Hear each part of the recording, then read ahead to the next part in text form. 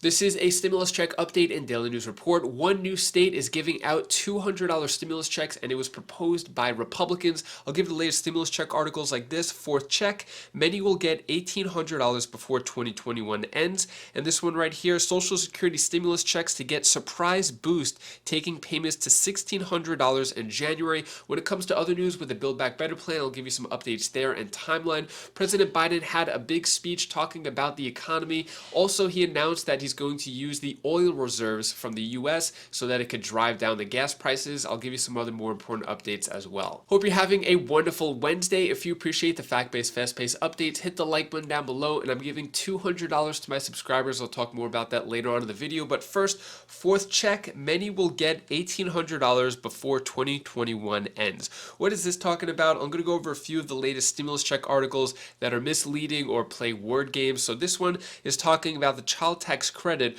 where it's going to cumulatively give people with kids under 6 years old $1,800 before 2021 ends. So December 15th, anyone who got all 6 payments of the child tax credit will get that $1,800. Not an $1,800 check, but over time, that $300 per month times 6 months will equal $1,800. This one right here, stimulus update. Here's who's getting a check in December. So as I just mentioned, parents are getting the last child tax credit in December, then they're getting the lump sum in January, or when taxes are refunded.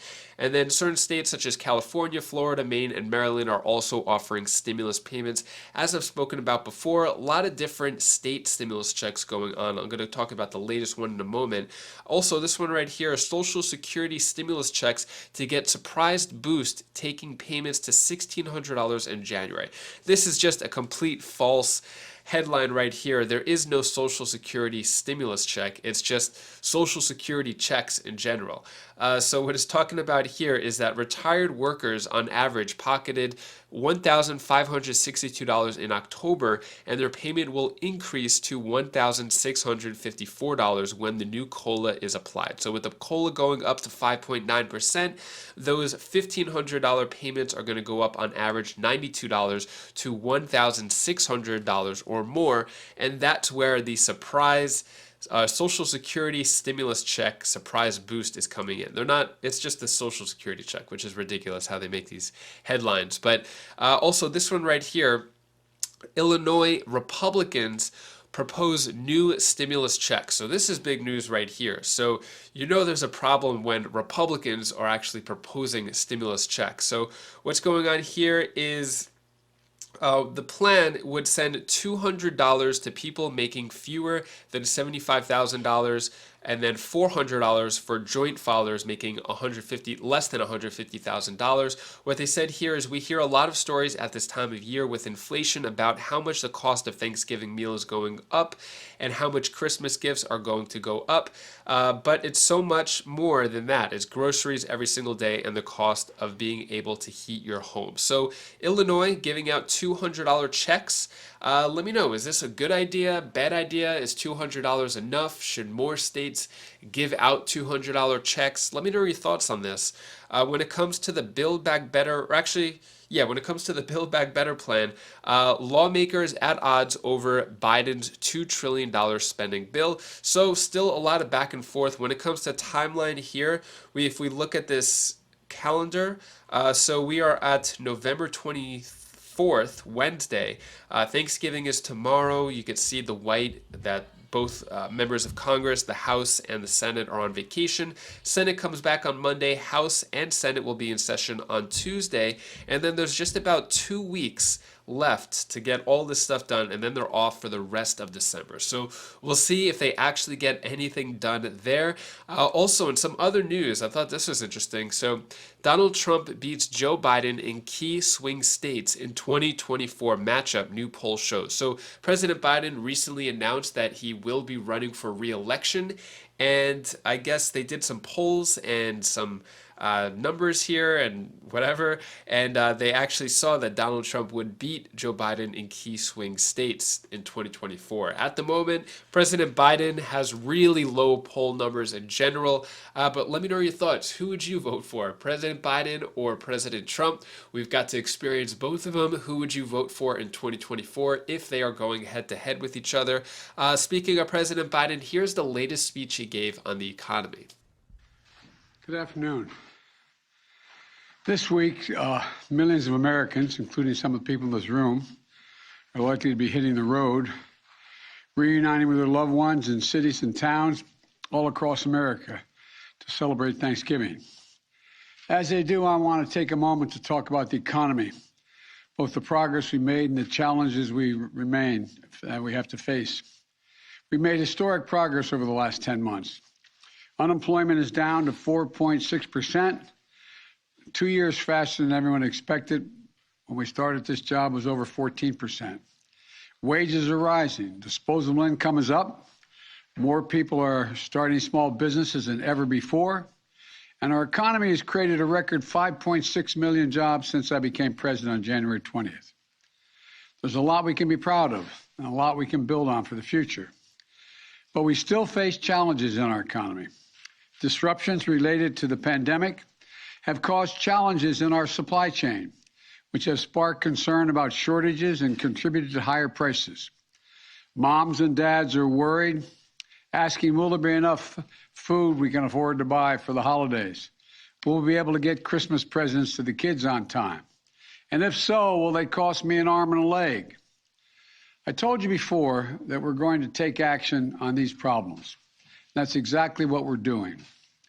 It starts with my Port Action Plan, a proactive 3-month effort to invest in our ports and relieve bottlenecks. 40% of the goods, for example, that come into this country on the West Coast come through 2 ports, Los Angeles and Long Beach. To help ease the congestion at these ports, I brought together labor and management and asked them to step up and cooperate. To move from operating the ports at 40 hours a week at those ports to 24 hours a day, 7 days a week. And I provided the resources to other key ports, including Savannah, Georgia, and on the East Coast, and to help reduce congestion and undo damage caused by COVID. We also met with the CEOs of Walmart, Target, Home Depot, TJ Maxx, and others. Those retailers, large retailers, and others agreed to move products more quickly, stock their shelves more quickly. And by the way, you may have heard the CEO of Walmart yesterday on the steps we've taken. He said, and I quote, the combination of private enterprise and government working together has been really successful. He went on to say, all the way through the supply chain, there's a lot of innovation. Because of the actions we've taken, things have begun to change. End of quote. In the past 3 weeks, the number of containers sitting on docks blocking movement are down by 33%. Shipping prices are down 25%. More goods are moving more quickly and more cheaply out of our ports, onto your doorsteps and onto store shelves. And so all these concerns a few weeks ago, there'd not be ample food available for Thanksgiving. So many people talked about that, understandably. But families can rest easy. Grocery stores are well stocked with turkey and everything else you need for Thanksgiving. And the major retailers I mentioned have confirmed that their shelves will be well stocked in stores this holiday season. And that's good news for those moms and dads who are worried about whether the Christmas gifts will be available. It goes for everything from bicycles to ice skates. You know, today, though, I want to address another challenge that families are facing, and the one I think they're most focused on right now, high gas prices. This is a problem, not just here in the United States, but around the world. The price of gasoline has reached record levels recently in Europe and in Asia. In France, at the end of last month, it reached about $7 per gallon. In Japan, it's about $5.50 per gallon, the highest it's been in years. Of course, it's always painful when gas prices spike. Today, the price of gas in America on average is $3.40 a gallon. In California, it's much higher. What are your thoughts on what President Biden had to say? Does this make you feel better? Does what he said and the way he said it make you feel better or make things better in general? What do you think about the economy and inflation? Let me know your thoughts on all that down in the comments below. Also, President Biden announces release of oil reserves, but says gas prices will not drop overnight. So this is huge news right here. Many barrels of oil that were in reserves are now going to be released. Check out this video clip right here explaining more. And staying on the economy, moments ago, some breaking news. The White House announced it is releasing oil from the nation's strategic petroleum reserve in an effort to address rising gas prices ahead of the holiday season. Joining us now, member of the White House Council of Economic Advisors, Heather Boushey. Heather, good morning. It's good to see you. Lots to talk about with you. Let me ask you about this breaking news, though. The United States working in concert with China, Japan, India, South Korea to tap into its strategic oil reserves to bring down gas prices. Tell us about the decision. Well, as you were just talking about, we know that gas prices have been going up for American families, and one way to deal with this is to make sure that there is oil available. So this is a decision where the Department of Energy is going to be releasing 50 billion barrels of oil into the market in order to help contain costs, and doing this in concert with a number of allies, as you mentioned, and also the United Kingdom. And the purpose here is to reduce prices at the pump. And, since the stories of this have been starting to leak out over the past week, we've already seen prices down by 10%. Hey, good morning. It's Jonathan Lemire. On the same issue, obviously, with the oil prices, they're walking billboards. When you drive down the street, you see the gas prices up. That's a reflection of inflation and supply chain issues. Now, there's been some hopeful signs in the last week or so that some of the supply chain issues are easing. We've got a long way to go, and it doesn't seem like they will be done or cleared up before the holiday season. Can you walk us through what else the White House is doing right now to try to ease this pressure on consumers? Well, the White House has been engaged in a number of efforts to ease supply chains. So just keeping on the issue of oil for a moment, of course, about a week and a half or 2 weeks ago, the president sent a letter to the Federal Trade Commission to make sure that those prices that consumers are paying at the pump are actually fair prices. Because as we've seen the changes in the prices of oil going down, that hasn't actually been reflected in gas prices. And so he has asked the Federal Trade Commission to make sure that there's no illegal activity going on and that is leading to too high prices for consumers. So that's one thing. And of course, the president has been very focused on supply chains for quite some time.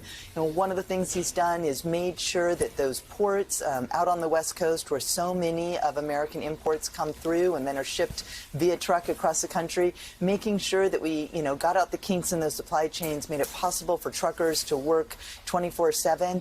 And as a result, we've seen now record goods flowing through those ports. We've seen a number of major retailers announcing that they actually have their shelves are stocked and they are ready to go for this holiday season. So, Heather, can you just tell me, from looking back at history when other presidents have done this, how soon would you expect consumers to notice a significant impact for the president releasing 50 million barrels of oil from the strategic reserve? Well, as I noted, as this news started to leak out into the press, we already saw oil prices come down. So to some extent, we're already seeing the impact. And the question is whether or not that'll be reflected in prices at the pump. But, here's the thing. We really need to remember that while a big part of what American consumers face is costs, they also are able to, go out and buy all these things because they have jobs. And so there's, two sides of the coin for the American family. Right now, the unemployment rate is 4.6%.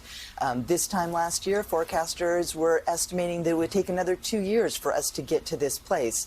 So these challenges that we're seeing in terms of prices really are because we've been so successful in getting people back to work so quickly. This Thanksgiving season, far fewer people are going hungry, and that is a result of effective policy over the past year. Gas prices are definitely really high. Filled up the other day, couldn't believe how high it was. It's crazy. But let me know your thoughts. Do you think gas prices will go down with the oil reserves? Is this a good idea, bad idea? Let me know your thoughts on all that down in the comments below. That is all the stimulus news I have for you today to hopefully brighten your day a bit. Here's my daughter Bella's tip of the day. Hi guys, this is Belle. This is the tip of the day. I want to tell you the one thing that you should do when you can't sleep. When you can't sleep, try to think of happy thoughts, or try thinking of counting sheep, or think of happy thoughts. And think of the thoughts that you want to happen in your dreams. So sometimes what I do when I try to sleep, sometimes I try close my eyes and think of natural thoughts, and sometimes it happens in my dreams. And also when I want to do it, I think of doing it more better, and I think of dreaming better and go to sleep. That's how I naturally go to sleep. And then sometimes it actually happens in my dreams. And sometimes I can't really sleep, but I try coloring. So that's all the things I wanted to say for this video. Bye. Thank you so much for watching. Don't forget, giving out those $200 checks, and I'm announcing them on Friday, so you still have some time to enter if you haven't already. Also, what are your plans for Thanksgiving? Actually, my wife is working a 24-hour shift on Thanksgiving, so we're actually going to delay our Thanksgiving a day or so. But yeah, let me know. What do you plan on doing? Anyways, if you want to check out any of my other videos, you can click up here or down here, and I'll see you in the next video. Take care, be safe. Thank you for watching.